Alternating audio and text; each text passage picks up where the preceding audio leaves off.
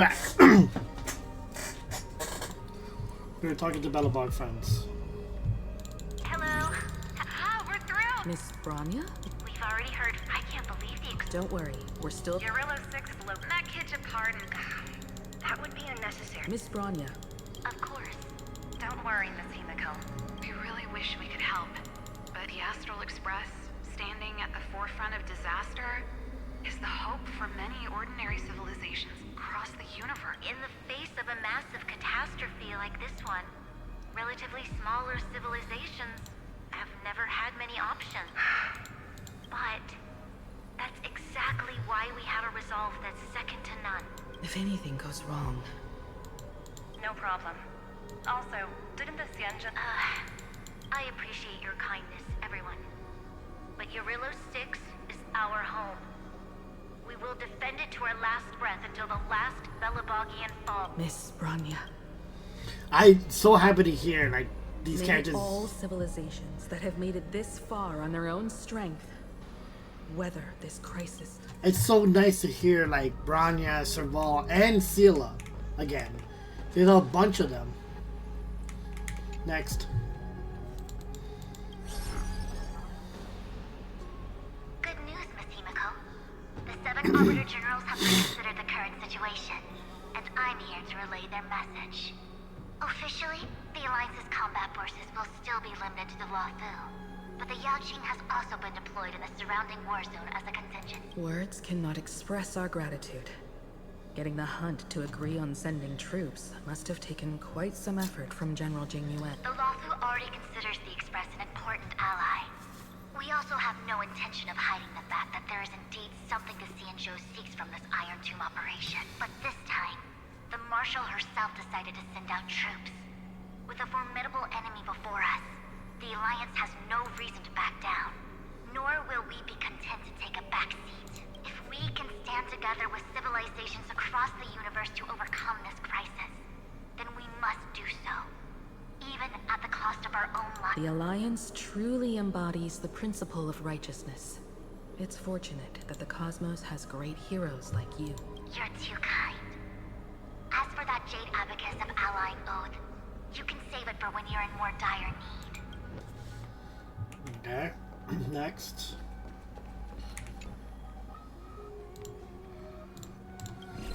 Venturing. I regret to inform you, Miss Himiko, that even the Strategic Investment Department is constrained when it comes to the Iron Tomb issue. And it would be difficult to meet the expectations of the Astral Express. However, Madam Jade instructed us to look after our nameless friends as much as possible. So let me offer you all a small suggestion. Just from my personal perspective, other departments at the IBC might also take this opportunity to extend an olive branch to you when that time comes. I hope the Astral Express will remember that the 10 Stonehearts were willing to stand with the Trailblaze, even though we were in a difficult position. And more importantly, we were the only ones willing to do so. Sounds like a threat, doesn't it? But trust me, every word comes straight from the heart. Has the internal conflict within the IPC really gotten this? Everyone knows about the bad blood between Diamond and Oswaldo.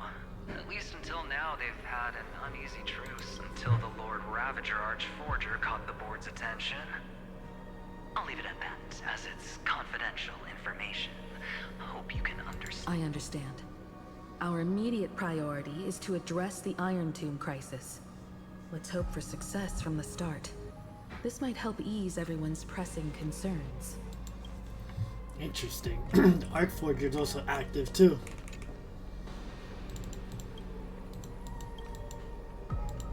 Of course, we would never know the Rangers' comings and goings.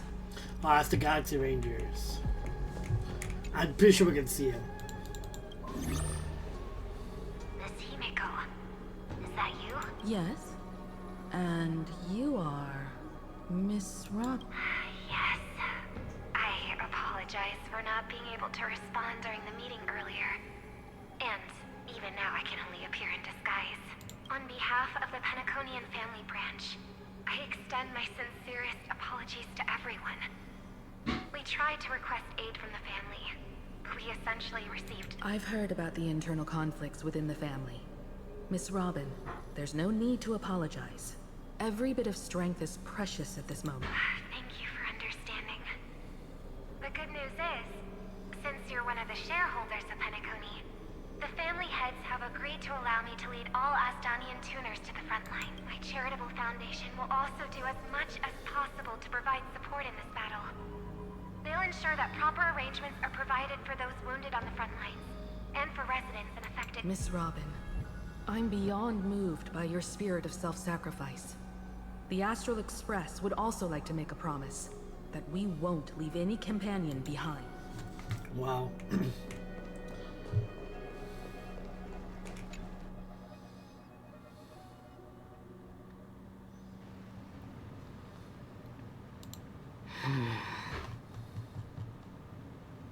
Why is there no one here? Everything in Akama seems normal.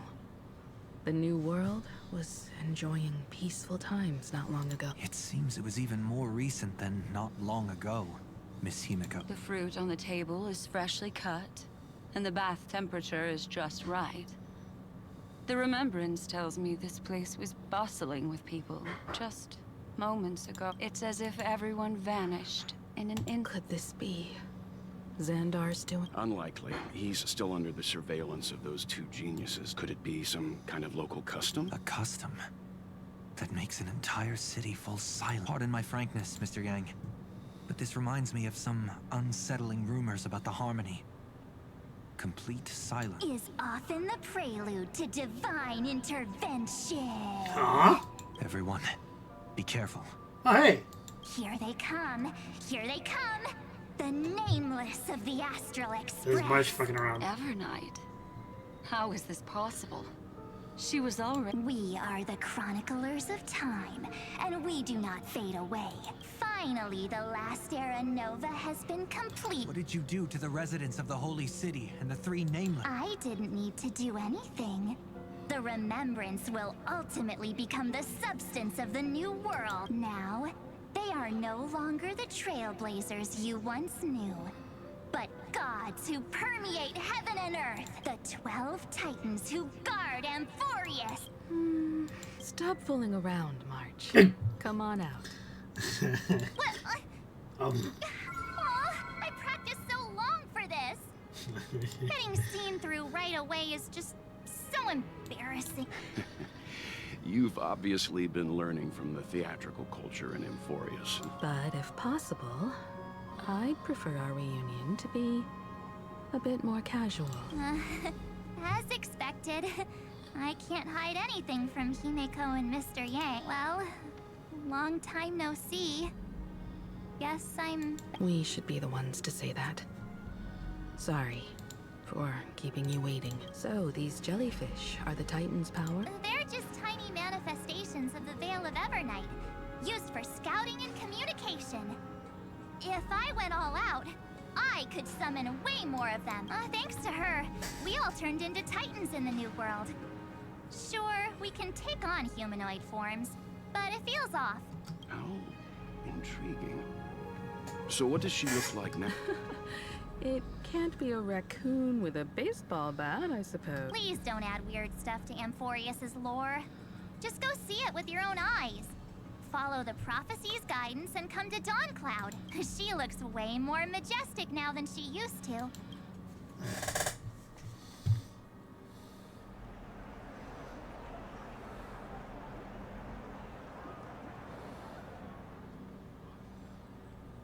Unbelievable. All the residents of the Holy City have gathered here. This isn't just a gathering. It's a pilgrimage.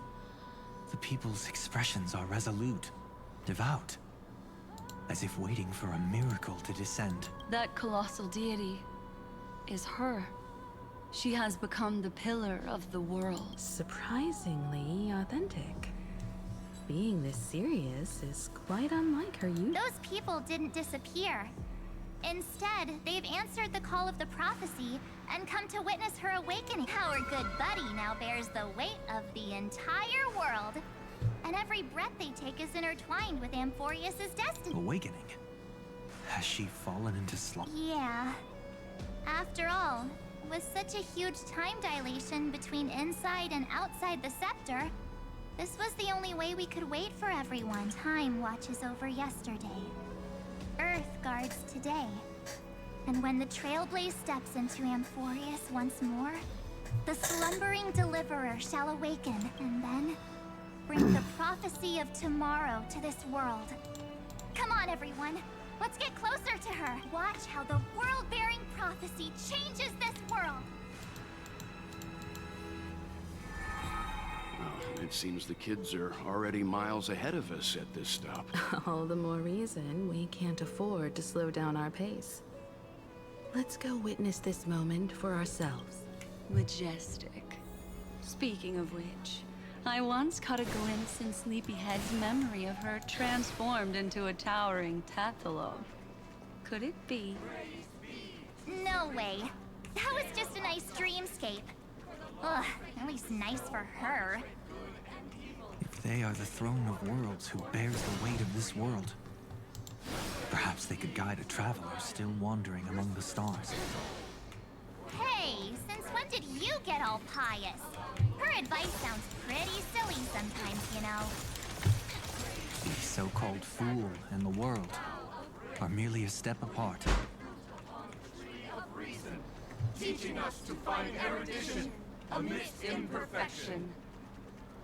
Praise be to the lecturer, chalice of plenty, for you brew the ocean into sweet wine, dispelling nihility. Citizens, behold! Our last Titan, the world-bearing deliverer, is about to awaken! Oh, ancient god! Your loyal subjects, bewildered followers, and fearless comrades in arms have all knelt before your throne. Awaken from your eternal slumber and bestow upon the world your divine prophecy. Please guide us. What's going on? I did not. This beloved world as we welcome that distant dawn. To walk the path of a mortal as a god, or to bear a divine burden as a mortal.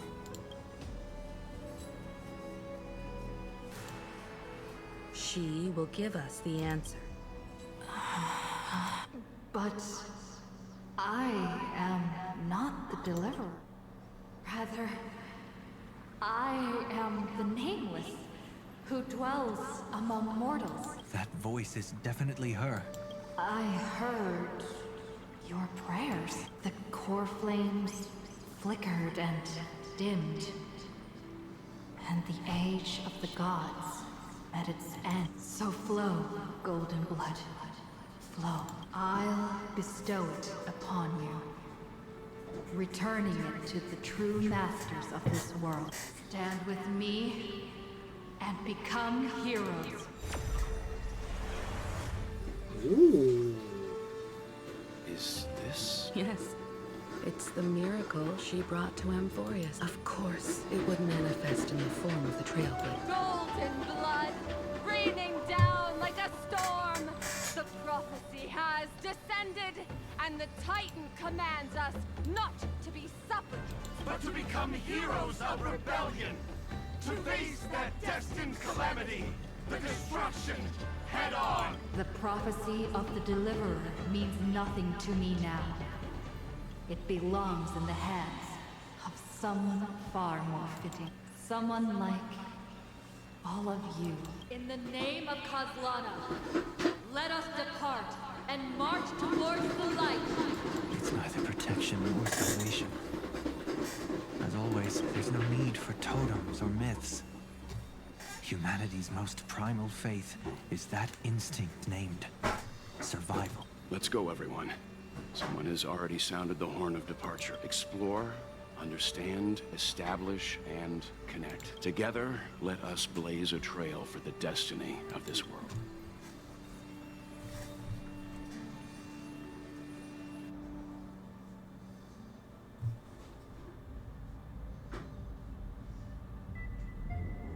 Is it just me, or does this demiurge matrix feel completely dead? It's nothing like how the memo keeper described it. The environmental readings are all wrong. Conclusion. This must be what the kernel actually looks like in the real world. What did Xandar do to the sector? Yeah. At the end of light, there must be silence. Certain, pure, and absolute darkness. Not the time to quote the Lord of Silence. Bad omen. Either way, we have to press on until we uncover the truth behind the 13th Titan. The buried past is the key to stopping Iron Tomb. That is, if it even exists. Xandar says the Demiurge never existed. Who actually buys that? You can erase the records, but not the truth. It vanished too cleanly. No traces. Like someone's yelling, look, there's nothing here. Too bad I'm the type that can't resist digging deeper. Looks like I'll be counting on you again, Screwy. Let's tear the system inside out. Always happy to help. But as your academic partner, I have to ask, Herta, what if we fail? Let's say the Demiurge really doesn't exist. Do you have a backup plan? Backup plan? Of course. If we can't find the key, we turn the lock into the key. That plan's cost is incalculable. It shouldn't even be on the table. Then let's hope we never have to use it. There's no point. Yeah. One step at a time. Let's go. We don't want to leave the others waiting. You brought what I asked for, right? A butterfly has to land on the branch before it can dance. We'll need a wide open platform before her entrance. Her entrance?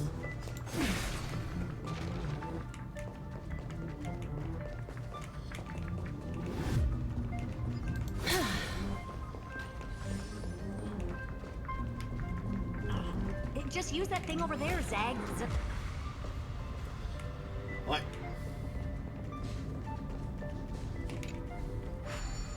Hold on, Zaggers. What a dumb name. I hereby rename it Herta's Big Hand.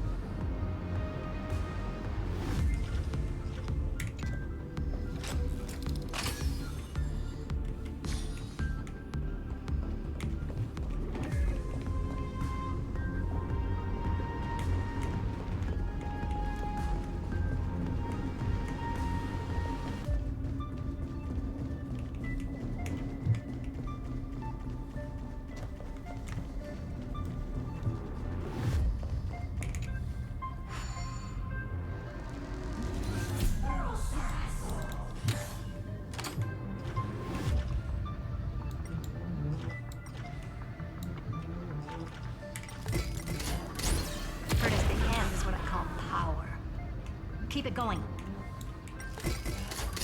Still not done? What is this?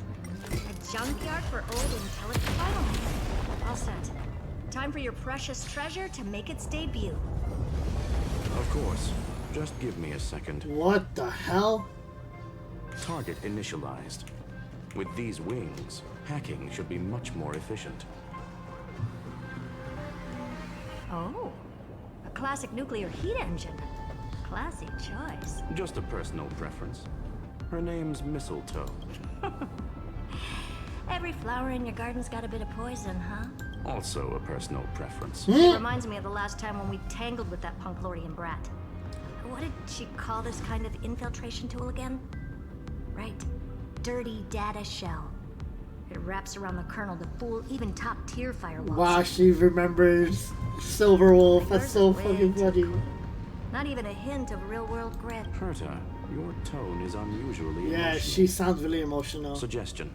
Let's get back to the topic at hand. I thought we were done with that conversation. Unfortunately, current conditions won't let me ignore any variables. Especially the most important one. Your will. Iron Tomb never stops.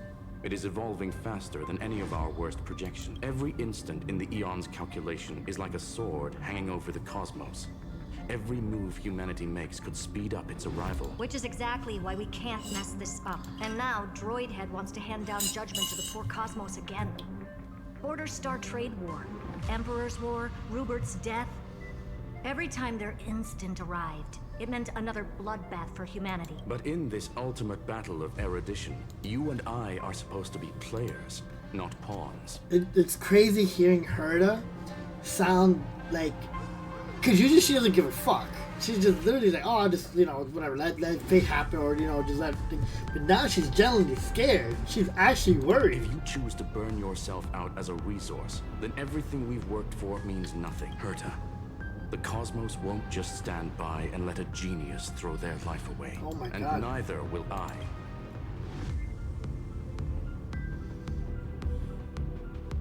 No need to kill the mood. This is why we're here, isn't it? We need to find the Demiurge and that lost key. I'm not here to be a deliverer.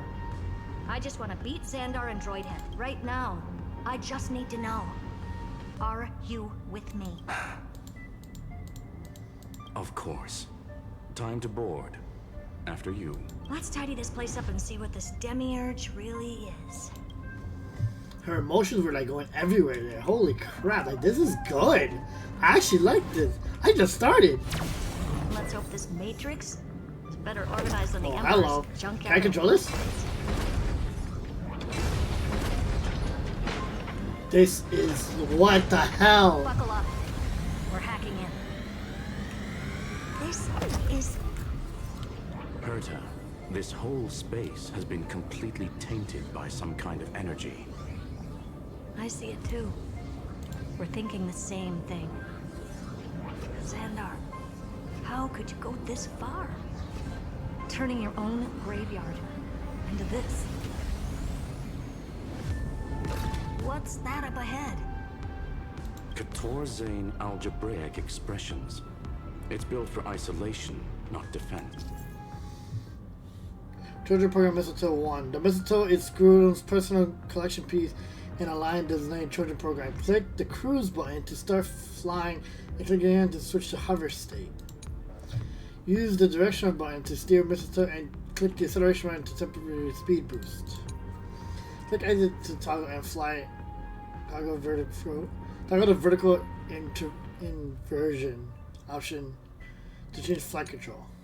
The Mistletoe is equipped with an auto cruise program. Click the auto cruise button to the Mistletoe with automated flight navigation point, and again so during the auto cruise to switch manual control. So basically, the door to the tomb, right? Great. Let's find the handle. I'm picking up multiple independent signals with the same data structure as the barrier. Projection. We can hack the terminal, reverse the computation, and turn it into an attack. Classic move. Use their own systems against them. Take us to the nearest one.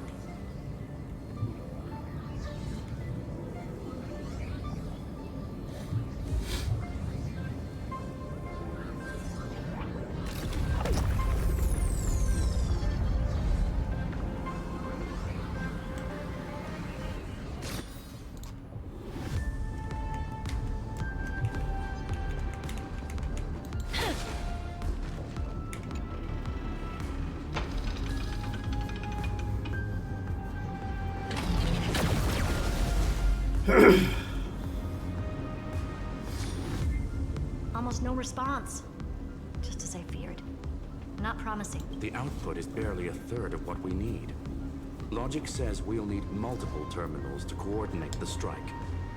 Locking onto the next one now. Find anything else? Regarding the origin of these ruins, no logs found yet. Xandar erased all record, but I did find some interesting scars in the circuit. High energy radiation, internal imaginary energy contamination. From what I know, there's only one thing that fits. Skip the science talk, Screwy. That thing only goes by one Stellaron. Yep. Exactly.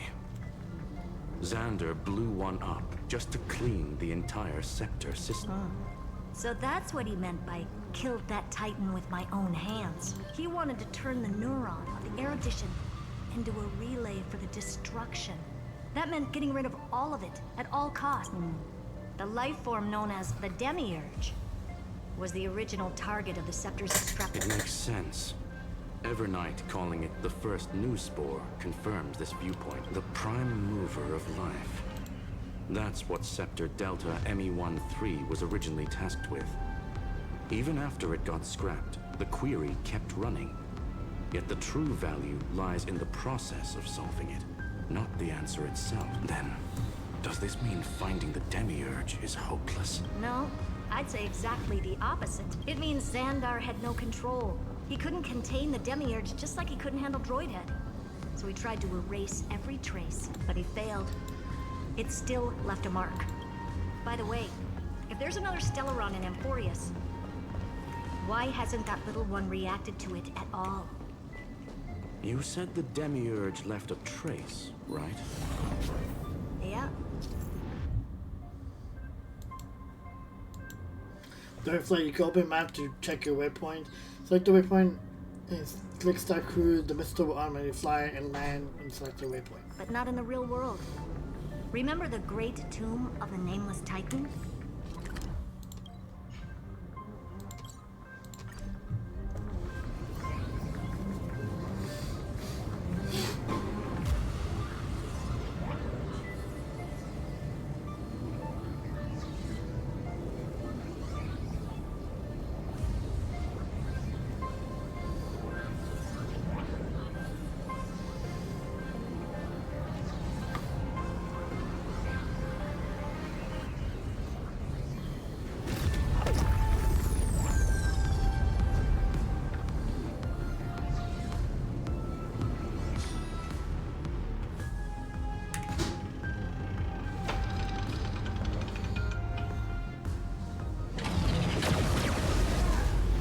Huh?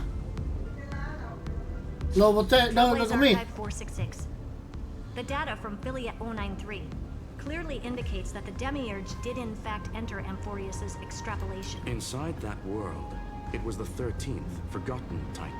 The one who listened to 30 million cycles of Cyrene's memory. But Evernight said the opposite. She believed that tomb was empty from the start. The Nameless Titan never existed. The so-called listener was just a trap set by the Remembrance to steal the scepter. A mimetic entity full of theatrics. How much of what she's saying is true? Would an Eon really speak in circles like this? I doubt it. The Remembrance's behavior is certainly odd, but her assessment aligns with our current reality. Since we entered the Matrix, we haven't found a single clue pointing to the Demiurge. And that's the key, Screwy. Xandar's actions prove the Demiurge exists. But what Evernight said, and what we've actually seen all point to the opposite. So we have to assume that both are true. And if that's the case, then the contradiction leads us to... the truth. Exactly. One last terminal. One final key. Time to crack open the kernel. Xandar had to lie to the original Finan... And Cyrene. Yep, he did. Whoopsies. And Cyrene. Logic. He had already identified the Remembrance as a threat, yet found no viable way to eliminate it. All right. Let's finish this. Time to break through that barrier.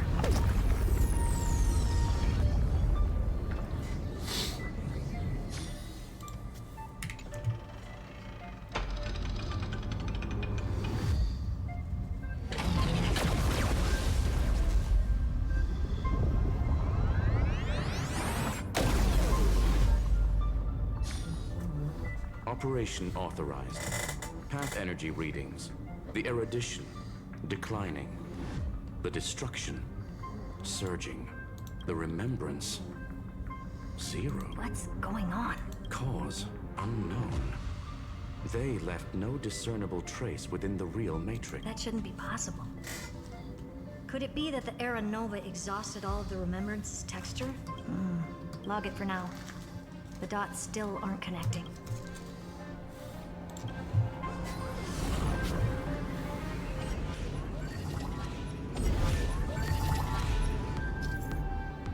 Treasure Program Missile 3. The Quadrozon algebraic expression barrier has been deactivated. Screwloons has deployed multiple acceleration rings in the OMA 13 data space to enhance missile hacking efficiency. Animations through the acceleration will grant powerful speed boosts during the Retraction control is disabled.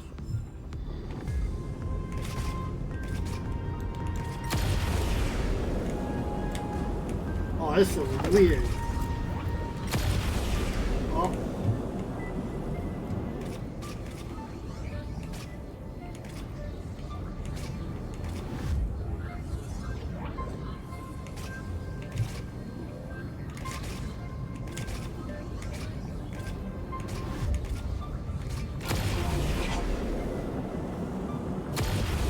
Quieter than I thought. I was expecting a full-on aerial brawl. It's advised to remain vigilant. The destruction's levels are still rising. What's the matter? Interesting. I just picked up a signal from the Exo myth. Uh-oh. A little puzzle here, too.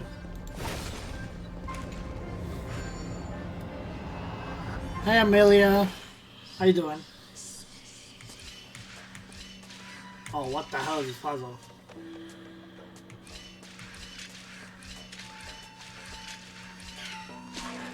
Shit.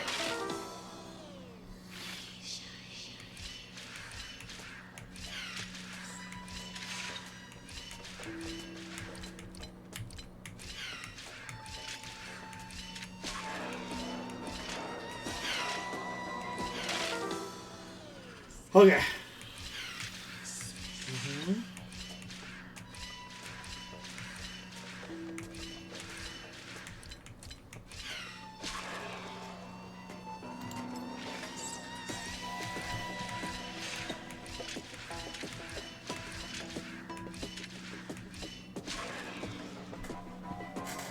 Bruh.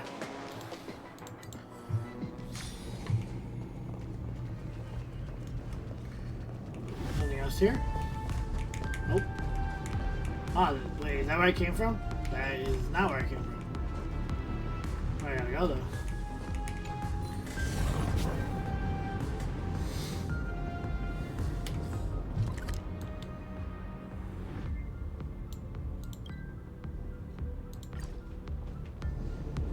Ah.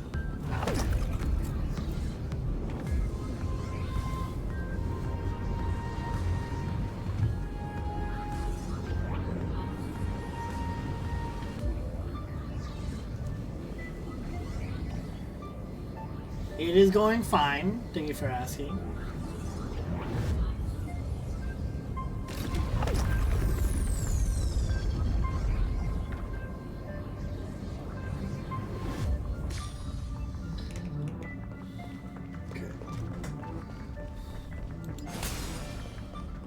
There's a puzzle down there too.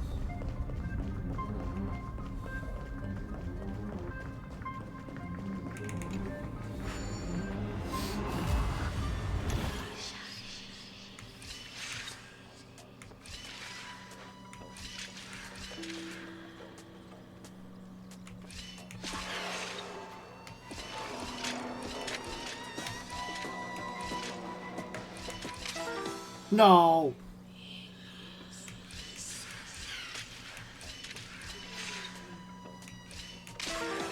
Bruh.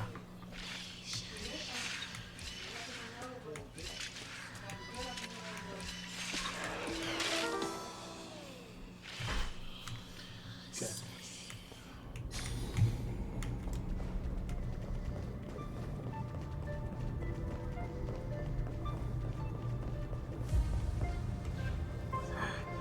This repulsive force is unlike anything I've felt before. Is this the place? Correct. Judging by its defensive properties, this is the entrance to the Exo myth. Didn't expect that. Who builds a lab in the middle of digital rubble? Then again, never doubt a dead man's resolve. So how's our dearly departed doing? He severed part of his neural pathways to break free from Lord Anaxagoras' control. But that also triggered the failsafe I set. Conclusion. Xander has lost all combat functionality and is no longer capable of action. So now he's a specter. Literally. Screwy, can you open a path? Just to be sure, I want to see this for myself. Might as well drop in and say hi to the real him. Logic. Scanning his inspiration circuit might help us track down the Demiurge.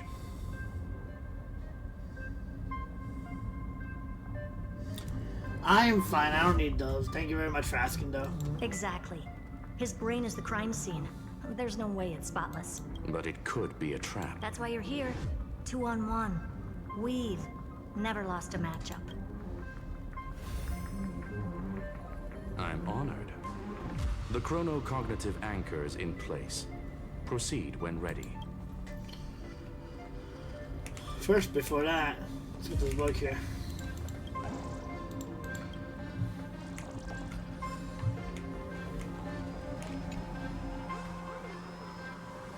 Back at the exhibit. I knew it.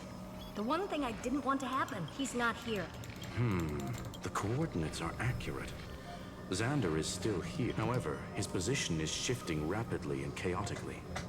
This pattern doesn't match any known shielding technology. It's his domain. Stay alert.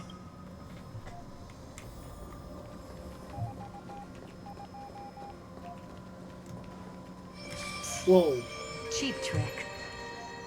The spatial field here is undergoing autonomous recalibration, initiating reverse engineering of the interference source. We're back. Reverse engineering complete. The results are not what I expected. Logs show Lycurgus revoked administrator access.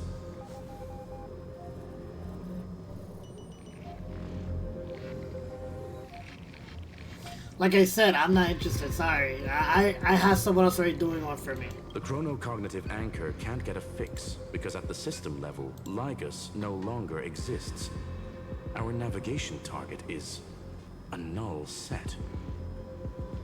So he's stopped resisting? Before vanishing, it seems he left one last message for us. To those who follow, all is proven. Find me beneath the tombstone. Melodramatic. He was expecting us. And once he learned of the Great Tomb's existence, he initiated his own search for the Demiurge.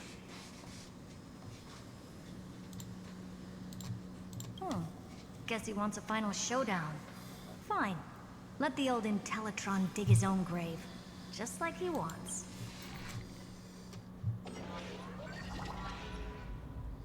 To be in the purest light is to be in the purest dark. Nothing exists there. The Scepter's main frame. Or maybe we should now call it the Lord Ravager's placenta. Unfortunately, we still haven't found anything. Really? I don't think so. Not finding anything is our biggest find.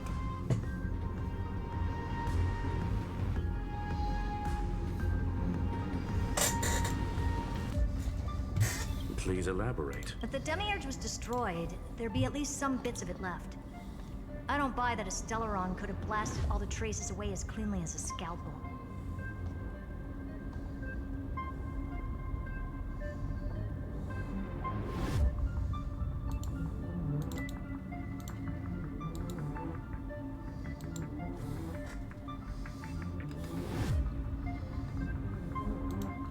As I said before, its disappearance is too clean. If the garden hadn't stirred the pot, no one would even know about the Demiurge's existence. We're talking about the Scepter's original extrapolation goal. There's no way that nothing of it was left behind. Or we can look at it from another perspective. If you were Xandar, would you be this obsessed with a concept that poses no threat? Would you guard against it at every turn? There is the possibility that he's naturally meticulous and hates variable. That does track with the impression he gave about himself. But Xandar shut that theory down himself just now. Choosing to act, even if it'll cost him dearly. We know that feeling well. The unknown is right in front of us. So we only have one choice. Solve it. You sound pretty convinced. Surely you already have a theory. Care to share? Of course. Though I don't have hard proof, I'm almost certain that the Demiurge has been in everyone's plain sight all this time. Yet they were mistaken for someone else. That'd make the most sense. Why was the room empty? Because the person locked in there had run away ages ago, but they were weak and small and had no presence whatsoever. Even the old Intellitron didn't notice. Which also means there's a high chance that their powers are minuscule and cannot alter the outcome of the battle.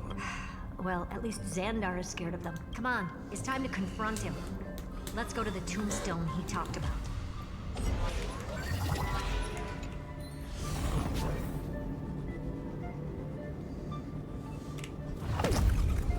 What a mess.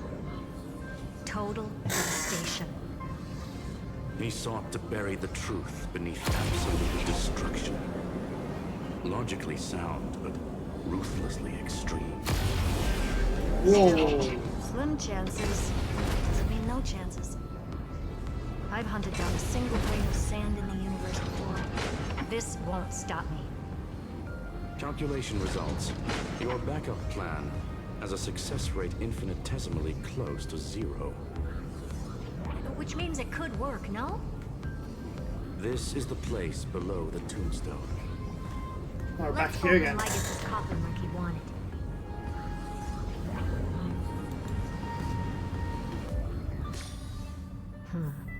Looks like you were right.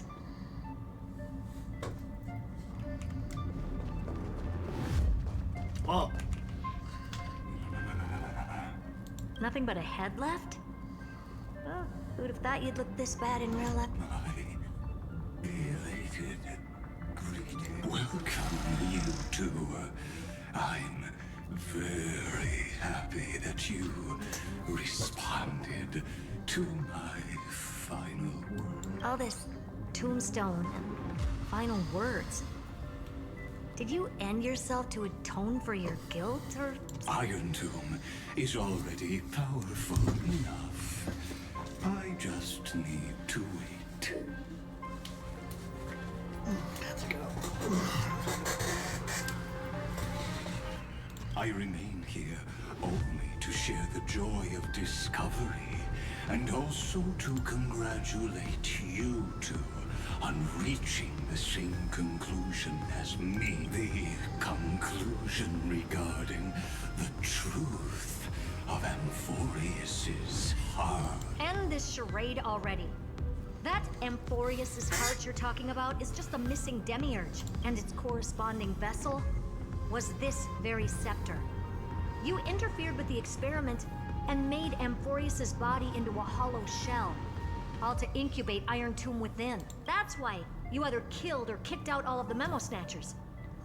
You wanted to eliminate any chance of a consciousness coming into being, no matter the cost. Even the strongest wall can fall to a single crack.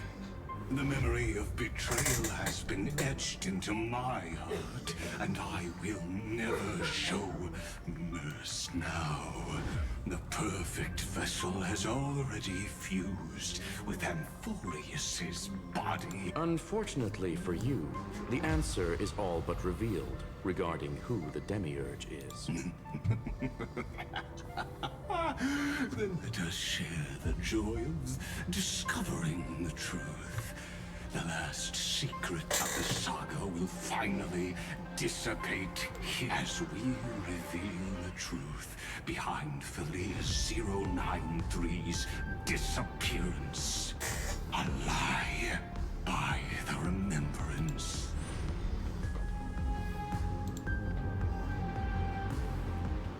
Where should I start with the story about me from the beginning of the universe? Just kidding. That would be too much. I just want to tell a teeny story. So little that it started with a seed. I know you're listening, my good friend. The god in my dream told me that the world sprouted from a seed. It grew into a great tree named Amphorues, and time became its branches and leaves, basking in the light. What a coincidence. Dappled light coming through the leaves is my first memory as well. On a very ordinary early morning, beneath the village's biggest tree, the daughter of Ide Silicii quietly came into this world.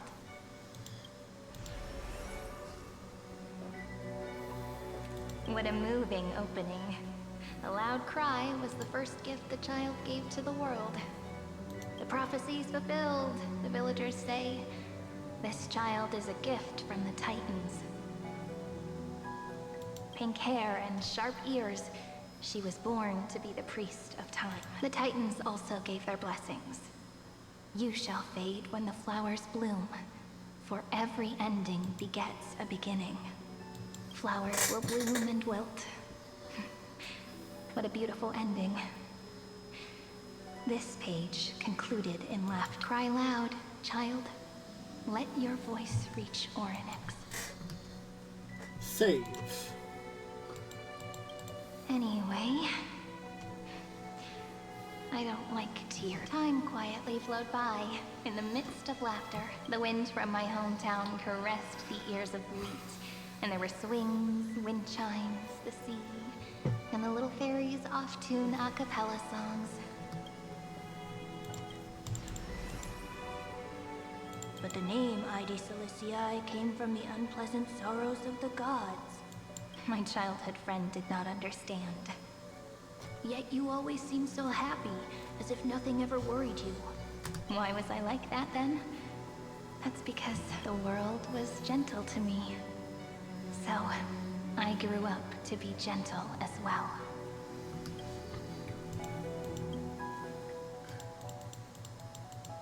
But fate was fickle, and it urged the child to grow up. To grow bigger and bigger, and to go to places far away, just like how the crumbling world could not preserve an eternal hometown. Just as the ballad Blown on the Breeze says, losses are a constant on the flame chase journey.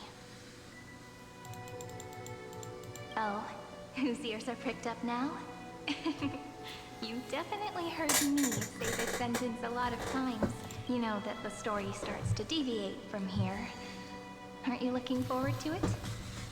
Then let's get started. The hero's journey crosses through the long night, through tears and laughter, and once again heads towards tomorrow.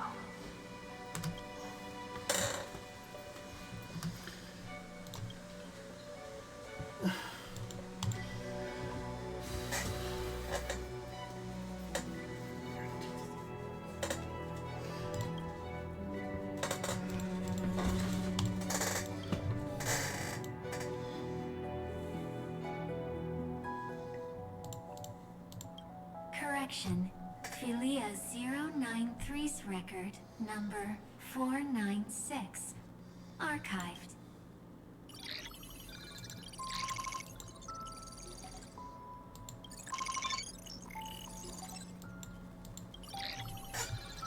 What?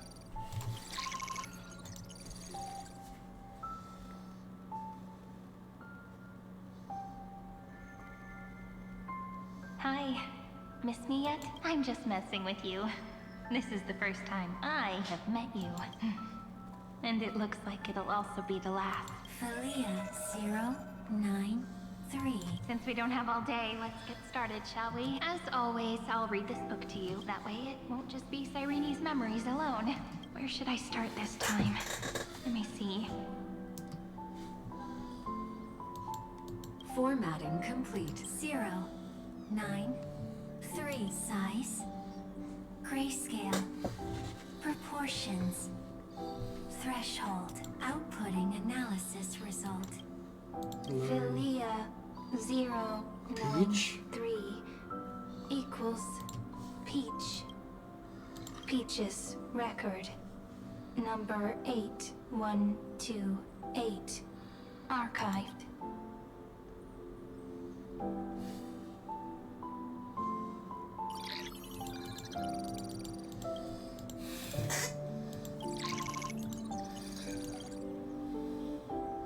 Details.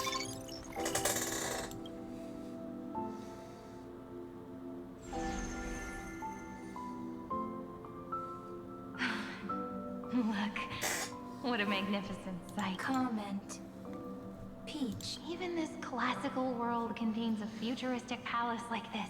Would ID Celestii end up looking like this after a few thousand years? Conclusion. It won't. I want to share a story with you this time. I saw a little nymph on my way here. It was on a fallen wheat stalk, and it glowed under the sunlight. I'll be right back.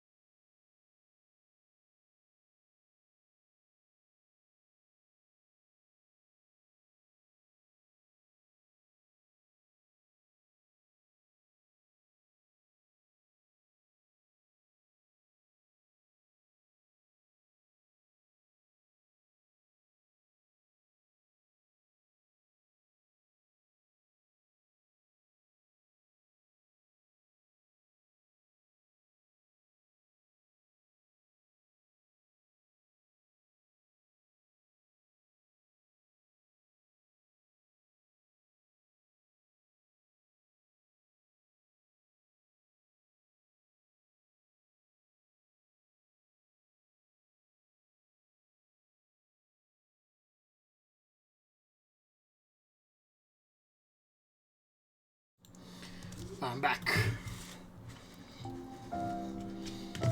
Back to depressing stuff. It was incredible. I forgot all my pains at that moment and just stared at it in a trance. Record. Peach is on the ground. I wonder, did every Cyrene in the past feel that the nymph was beautiful? Would they also have recorded that scene into the Eternal Saga? So, could you give me more time, please? I want to leave behind more memories for the future. Formatting complete. Bye, Peach.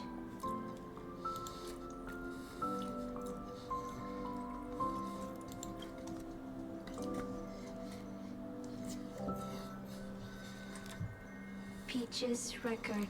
As long as I record every page of this story and tell it to you, Amphorues won't be forgotten. Query. Record. Electrical signal sequence. Bolimo 600. Track. Stripe. Related to Stripe. Comment. Pretty. Electrical signal sequence. Schema 720. Track. Reason. Related to Raisin. Comment. Yummy. Electrical signal sequence. Korea. Euro. 9. Related to love.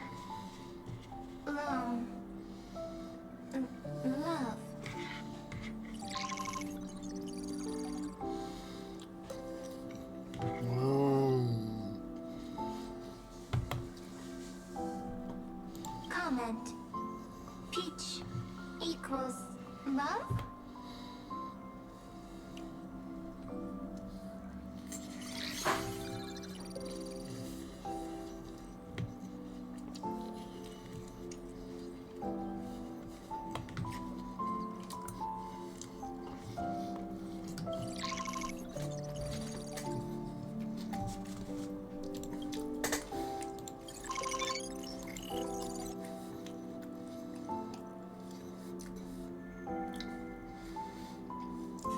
Looks like it's time to say goodbye again. Bye, Peach. Oh, before I was even aware of it, this book had already recorded too many emotions. Every page has become so heavy. Conclusion. Books are meant to be light, not heavy. I have started to feel uneasy whenever I take it into my hands. Peach, uneasy? Formatting progress 94.423%.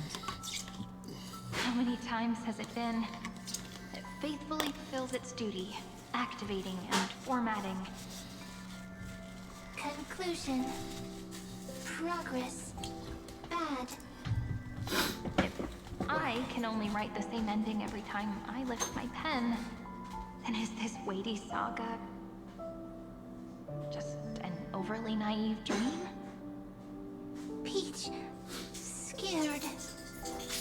Formatting progress 96.024%. Peach, don't cry. Process error. Analyzing. Process error. Analyzing. Comment.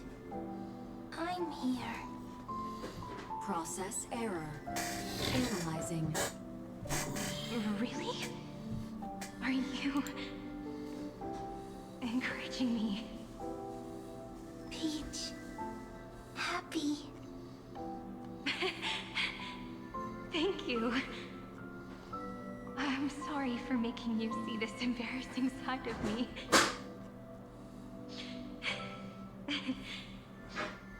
Everyone's still working so hard. If I'm the only one who's crying, that wouldn't be romantic at all, would it? record. Peach doesn't like tears. I'm suddenly reminded of my childhood for some reason. When I was hiding alone next to the tree hollow and wiping my tears away. A little fairy popped out, just like how you did. It had long ears and fluffy paws, and it pulled me into the tree hollow, where, to my surprise, was a forest. Let me tell you the story of the Membrance Maze. A group of cute little friends live in Ide Solicei's forests. Their names can be connected into a song. 1, 2, 3, 4, 5, 6, 7. Do, re, mi, fa, sol, la, ti. Formatting complete. Bye, Peach. Note. Little Peach, crying alone. Little fairies, friends. Say...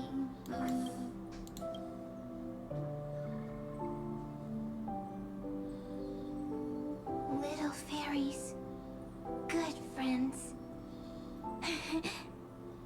Bye-bye.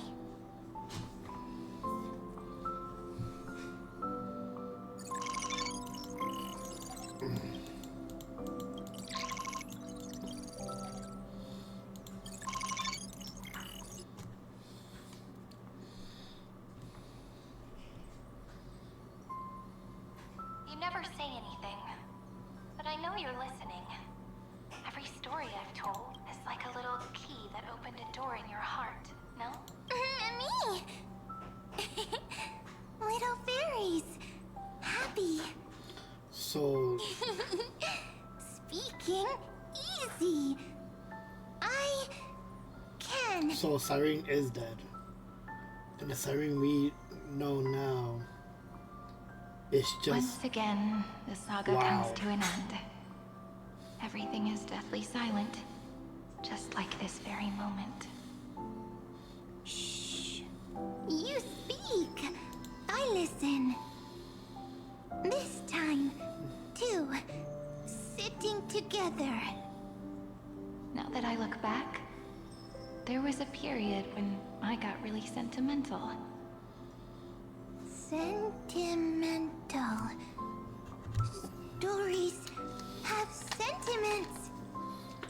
I was so anxious, trying to find as many different memories as possible, hoping to bring some change to this unchanging destiny, and find the way out of this maze.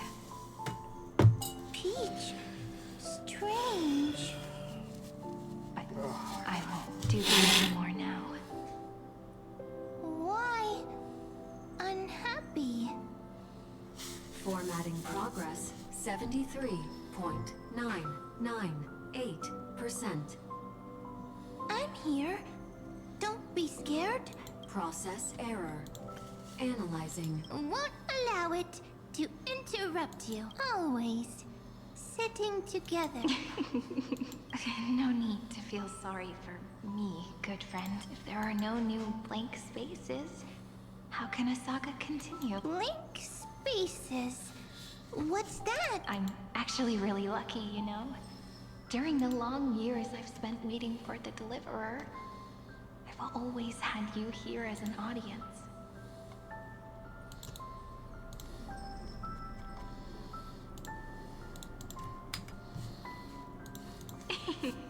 Isn't that already enough? Not enough, not enough! Peach, don't leave! Now I can rest in peace in the past.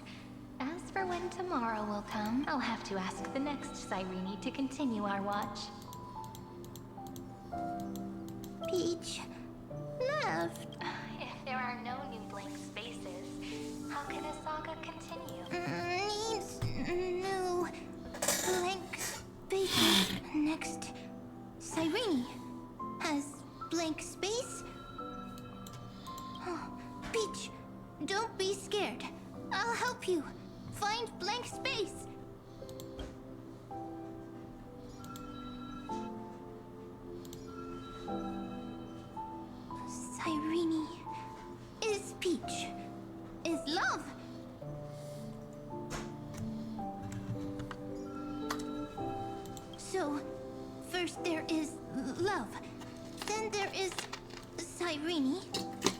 There is blank space. Query. Love. The developmental trends of the edition have nothing to do with creating a consciousness. Those underlying principles are, in fact, contradictory. Not having a consciousness means not having the foundations of a heart, making them unable to obtain real emotion. Consciousness. Emotions. Feel sad.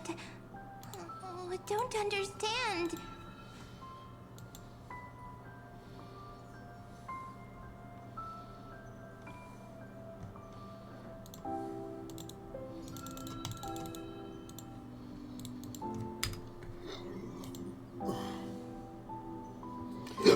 Query.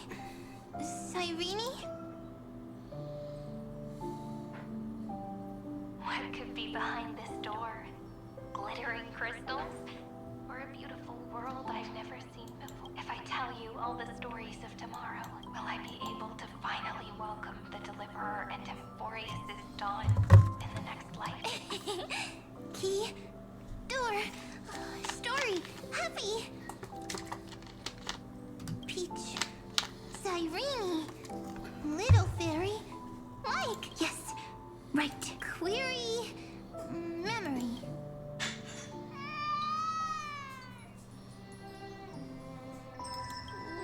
Wah. Wah. Peaches.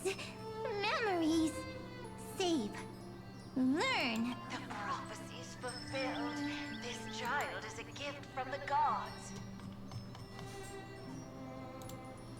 Pink hair and those ears. She was born to be the priest of time. Cyrene has pink hair. Sharp ear. You shall fade when the flowers bloom. For every ending begets a beginning. Cry, child. Cry aloud. Let your voice reach Oryx.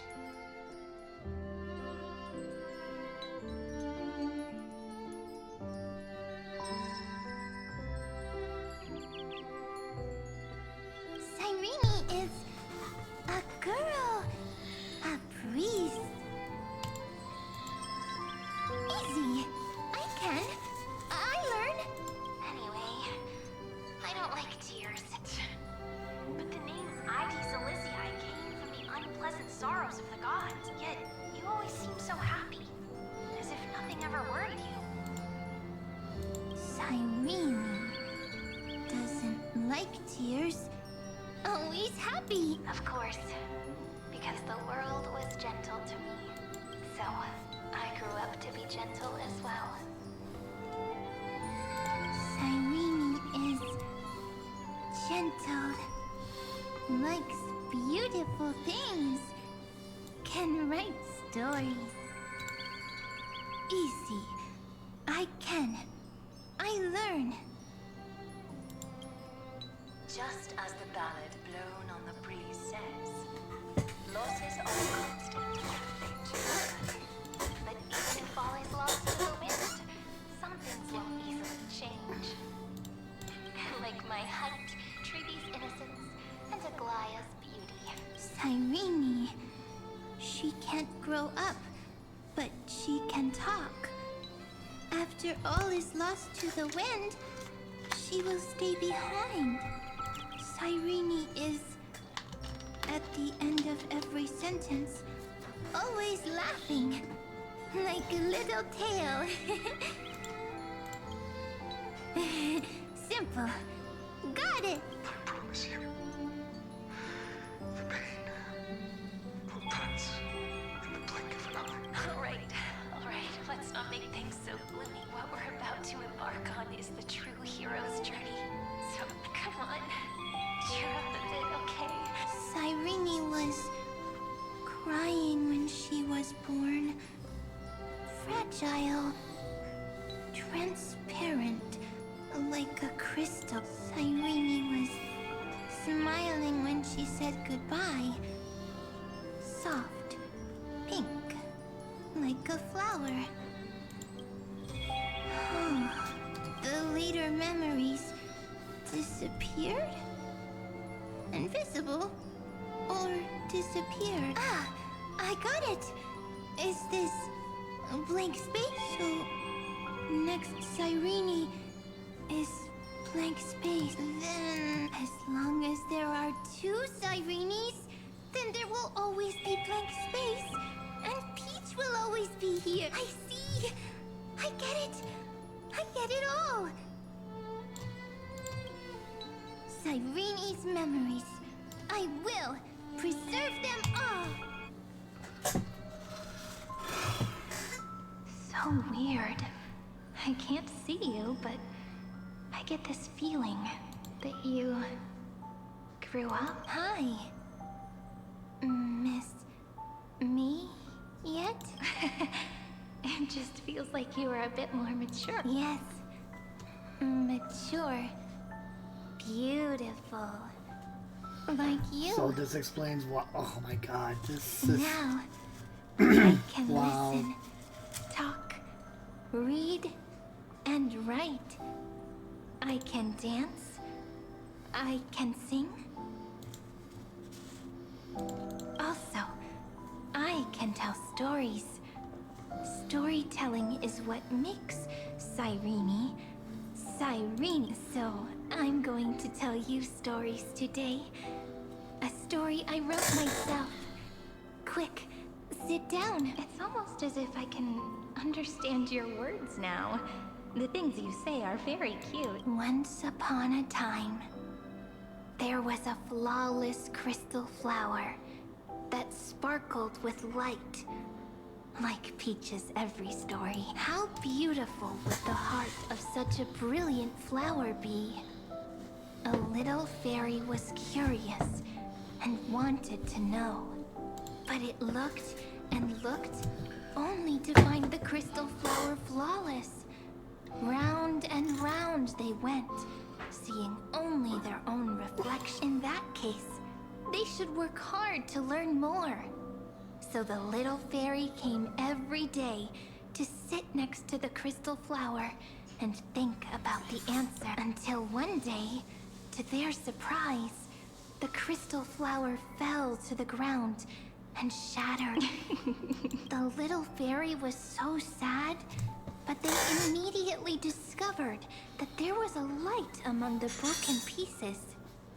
What could it be? They didn't know, but it was a good light.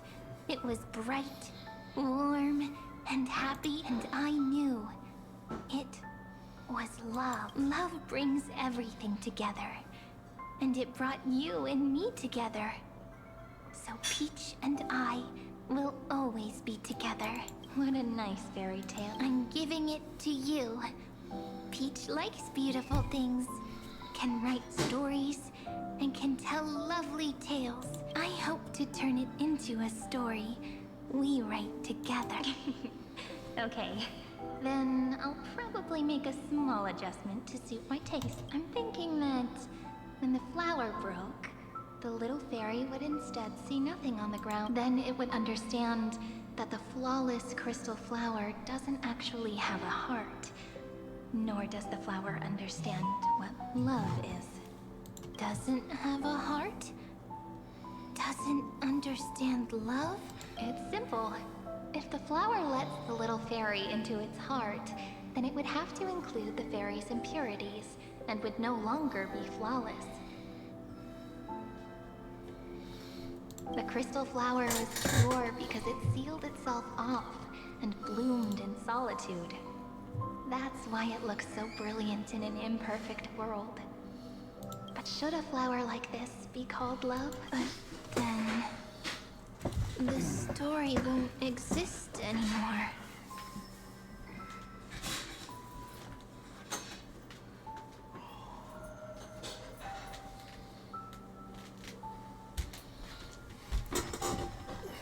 That's not true. You've already written the most romantic ending possible for this story. The crystal flower fell to the ground and shattered. It happened because the flower was no longer pure. The fall was not an accident. It was the flower declaring rebellion against fate, and writing the ending of the story with the flower's own shattering.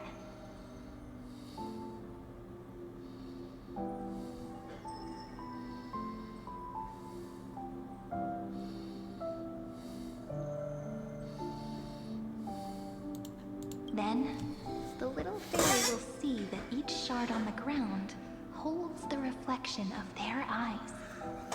Then, in their eyes, the crystal flower that was no longer flawless would finally have a heart. And the flower would finally understand what love is. Peach's words. I don't understand. Is it because I still don't understand love?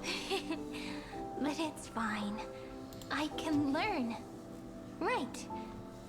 Query Cyrene. Electrical signal sequence Philia 093.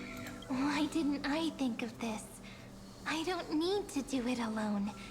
I can ask Peach to teach me. What is love? What is love? Electrical signal sequence Philia 093. Track lament.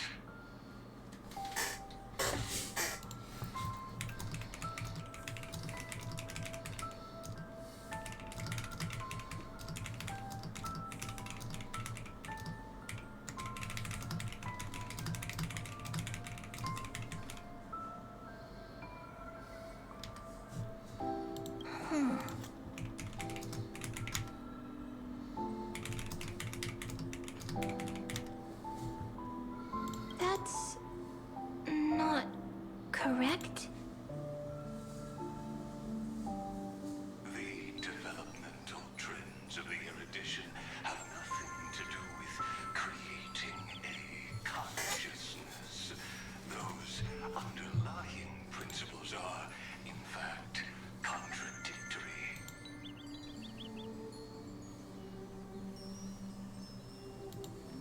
Not having a consciousness means not having the foundation of a heart, making them unable to obtain real emotions.